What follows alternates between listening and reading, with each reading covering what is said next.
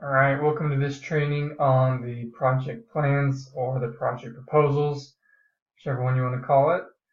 So these are to help us understand more about our plan is to get our data and the research and just a way to start outlining it.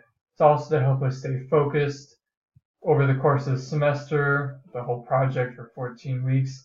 Sometimes you can tend to find yourself a little lost, and the purpose of this plan is to just help bring you back up and remember where you should be and all the data that we're trying to look for. So there's a couple different portions of these, and we'll just go through them real quick. So you'll have a background to start.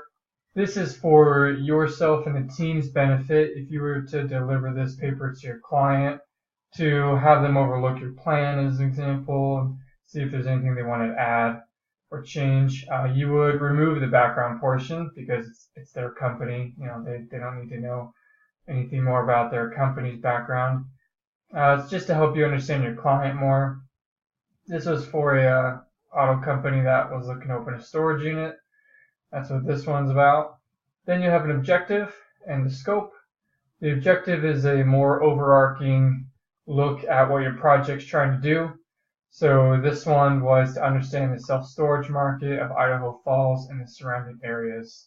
The scope is more detailed as for exactly how we're going to understand the self-storage market.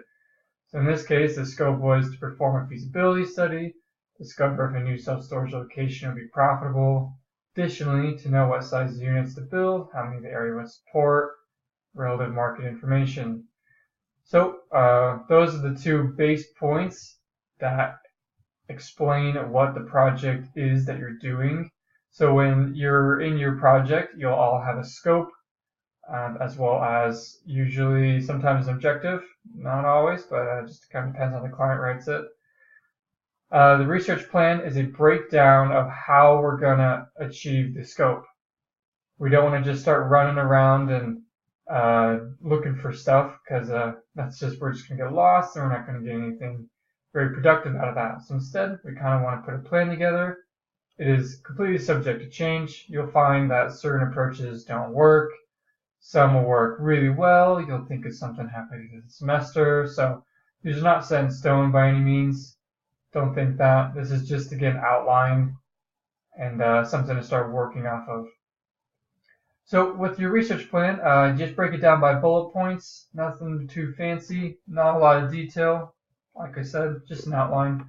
So in this one, we have the feasibility study of the portion, and with that, there's a competitor analysis portion of a feasibility study, and also a customer analysis portion. And then it's just broken down even more. So in the competitor analysis, there's a primary research and a secondary research.